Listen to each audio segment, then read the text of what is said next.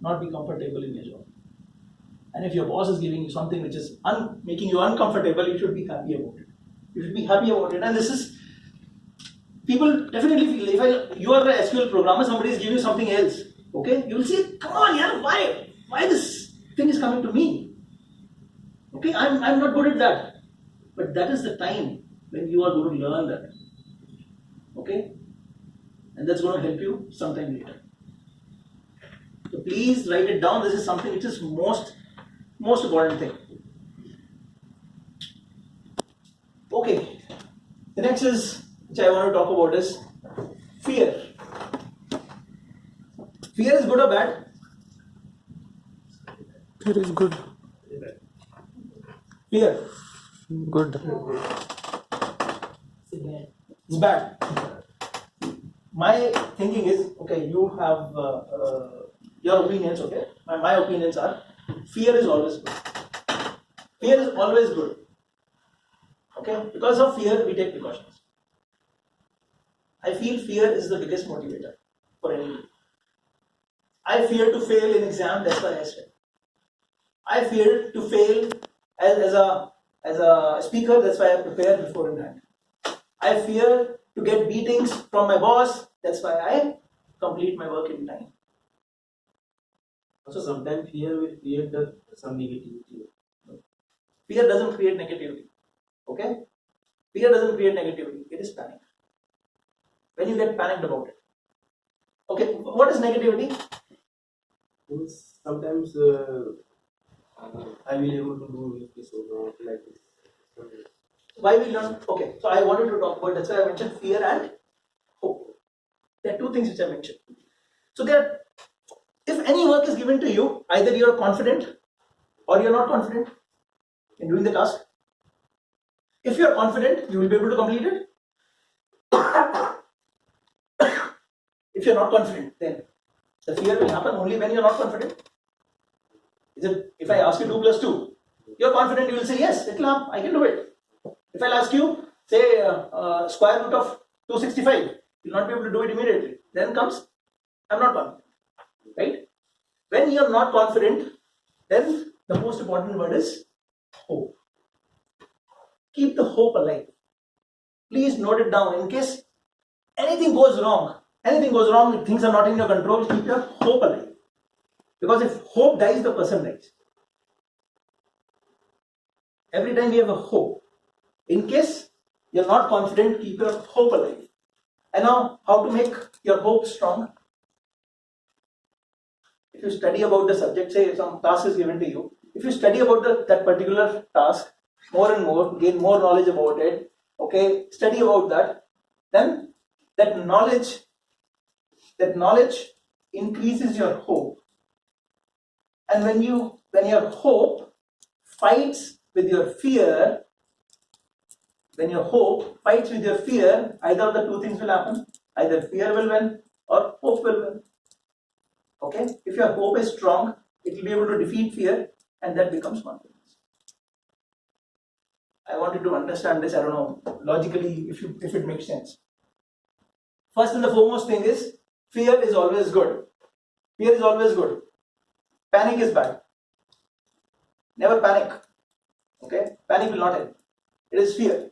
Okay? Something is supposed to happen. Oh, my car is about to crash. Okay? If I panic, I will not be able to take action. But if I fear that my car is going to crash, I'm going to apply brakes. Okay? Fear is good. Panic is bad. Second thing is, if you are not confident, keep the hope alive. Keep the hope alive. And to make your hope strong, work towards that task. If you work towards the task, your hope is going to fight with fear, and it's going to produce confidence, and you will be able to deliver the task in future. That's the last thing of my book, okay? It's my own statement which is written here. Okay, if you get a chance. Okay, I have some viewpoints, okay? People can have different views about certain things. I tell you, in one of the Reader Digest, I was reading something. There were two coaches, basically. One coach, Pakistan hockey team coach. They got defeated in some hockey match. And he told his team that forget about the last defeat. Forget about the last defeat and concentrate on the next match. You will surely win. Okay, it's kind of reassurance a coach gives to his team now. That forget about the last defeat. Whatever happens, happened. Concentrate on the next match. Your team is 100%. It's going to win. Something wrong in this sentence? Yes. What is wrong? We should not forget our defeat. We should take away something. On the contrary, the US coach, basketball coach, he mentioned to his team, do not forget your defeat. Do not ever forget your defeat. And you will surely win. Both the sentences are right in the context, in different context. So if you have lost somewhere, please remember that and learn from it. Please remember that, learn from it. And every time keep in mind that learning should remain in your heart forever. Exam में कभी question नहीं आता, मान लो exam आप दे रहे हो, okay? There is one question which you could not answer. What happens? After coming, you solve that question.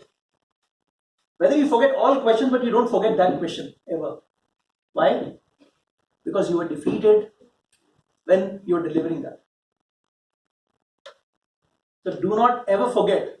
If you are insulted somewhere, if you found yourself at a lower path, if you found yourself when things were not happening properly, do not forget that. Okay? Do not forget your lows, where you were defeated. If you forget that point, then in future you will not be able to progress.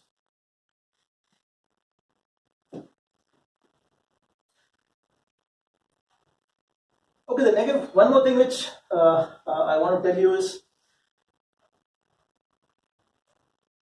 okay, everybody wants to become something. Okay, I want to be this software programmer. I want to achieve this goal. Everybody has some goals in life. So when people have goals, and if it doesn't happen, say I wanted to become an IAS officer. If you are not able to become an IAS officer, then what will happen?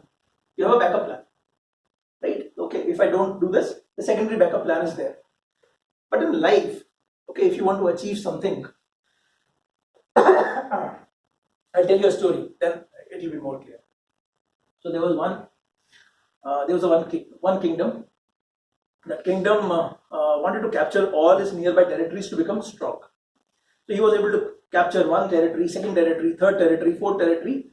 There was one territory there was a river. Okay, there's a kingdom, there's a river, and there's another kingdom. So he wanted to capture another kingdom as well. So when he wanted to capture another kingdom, the problem was the big river. So the king told his Senapati that take 20 boats, take 1,000 soldiers, go there, attack them, win over them, and inform me. So he took 1,000 soldiers. He crossed the entire. He took some boats, 20 boats, crossed the river, and he tried to attack. Okay, got defeated and came back.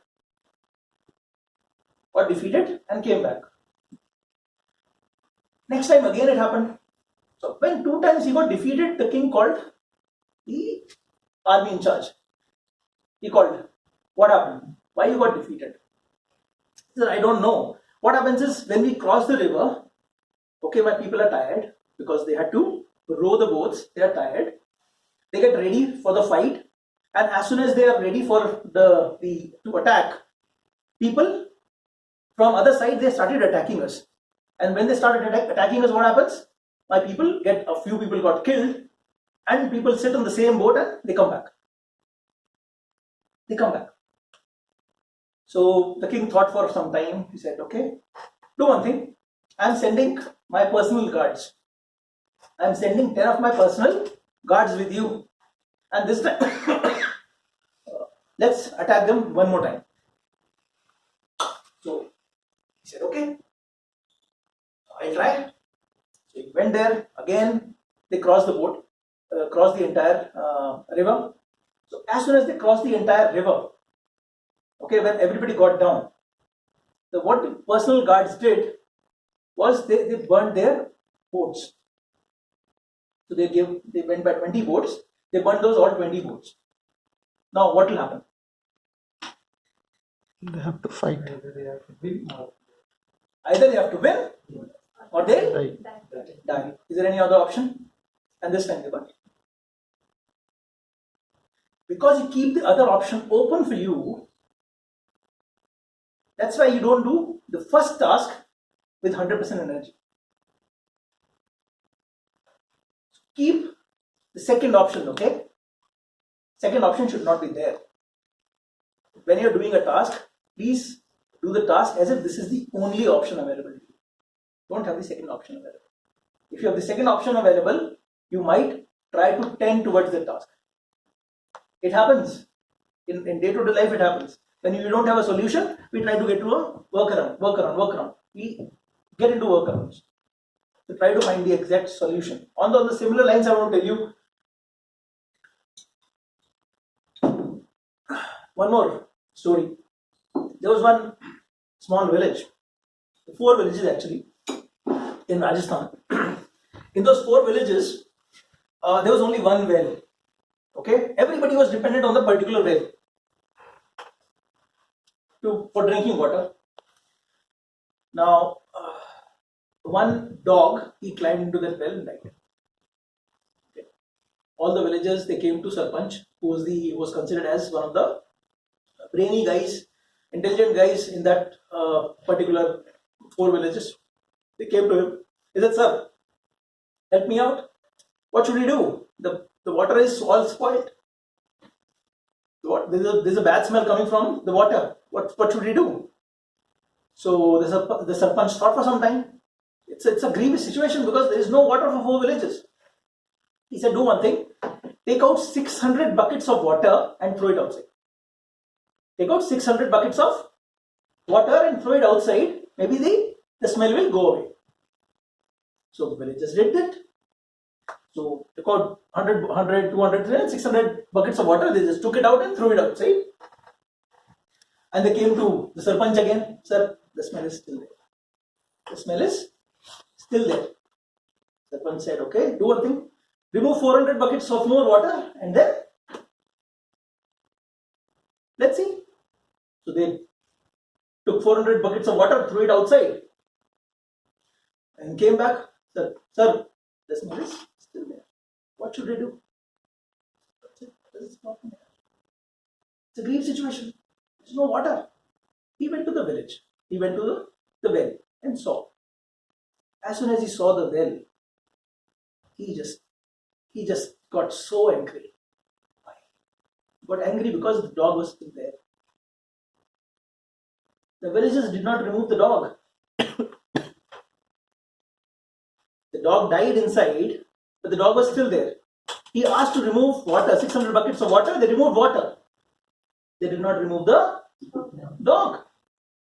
He said, "You buggers, you should have removed the dog first." So nobody's going to inform you to remove the dog. In case there is a problem, people might give you a solution, but working on the root cause is your duty.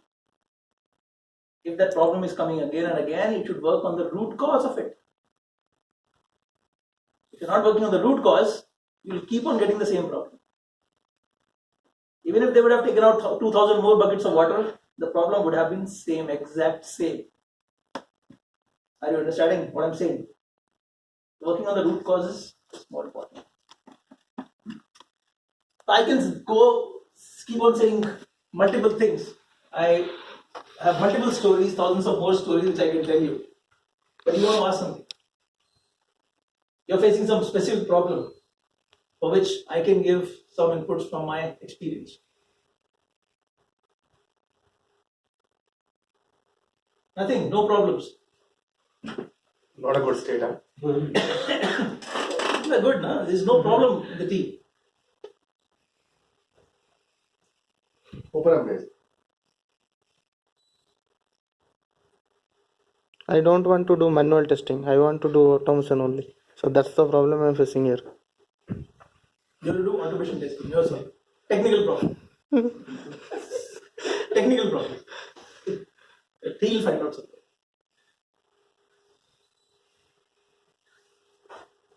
Okay, there's one more story because we still have 10-15 minutes, which we booked, I can tell you about this story. It's a story on communication.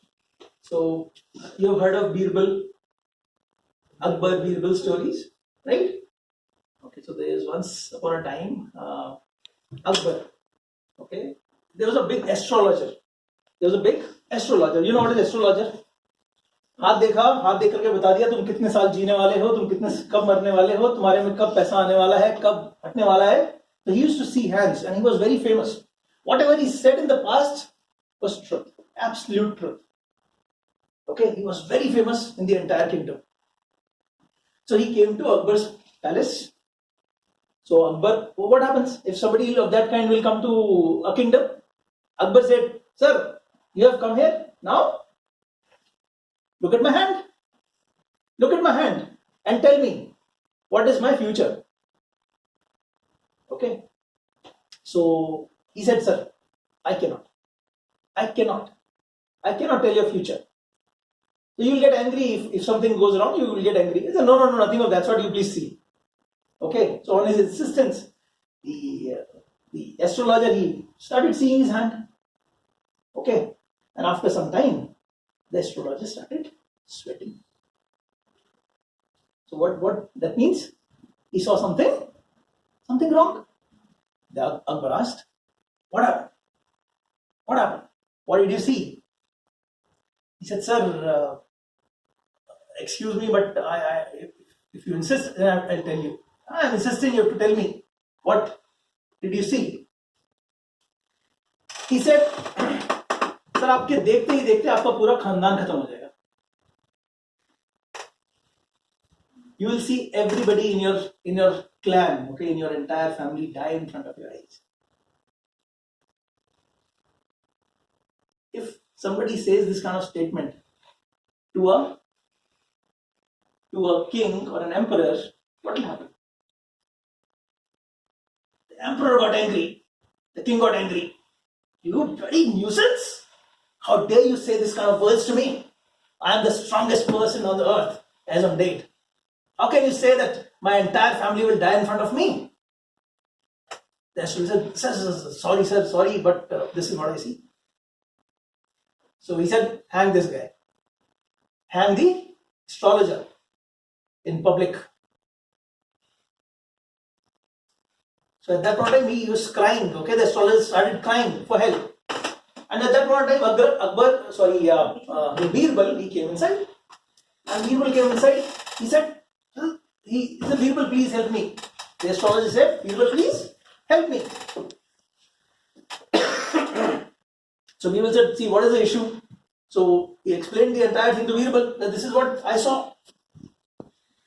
He said, "Sir, wait, Akbar sir, I want to tell you the same thing, okay?" He had some other thing to say. He wrongly said those things to you, okay? He could not explain what he wanted to say. So Akbar was angry, but he said, "Yes, tell me, what he wanted to say."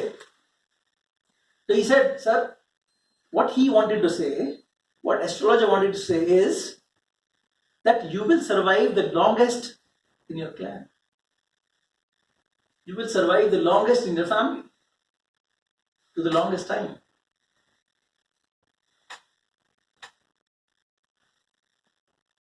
You understood the words. So at points when you are telling something to management and management is getting angry, it is up to you on how you portray your words so that management understands it in the right manner instead of taking it negatively. It is your words which creates your impression. Your personality is what you say to people, right? So when you speak to people, please remember your words make a big impact on others. So how was it? How's the story? Good? Good. So there are some learnings from today. The first and the foremost learning is have trust between your team, entire team. And I don't want trust to be 5, 7 or 8. It should be 10. loudly. 10. Loudly. 10. Still to be loud, okay? I'm not seeing everybody speak. So your trust should be 10. 10 on 10. The second thing is, when you are delivering something, you deliver 100%? Yes. No. Value. You have to deliver 110%. You have to put a cherry on your cake. So I want to hear loudly again. I'm going to put a cherry. So you're going to put a cherry. Loudly. Cherry. No. If you're saying it fearfully, Imtiaz sir. I'm going to put a cherry. So whatever happens, you're going to put a cherry on your work. Okay. And the third most important thing is, I'll realize the small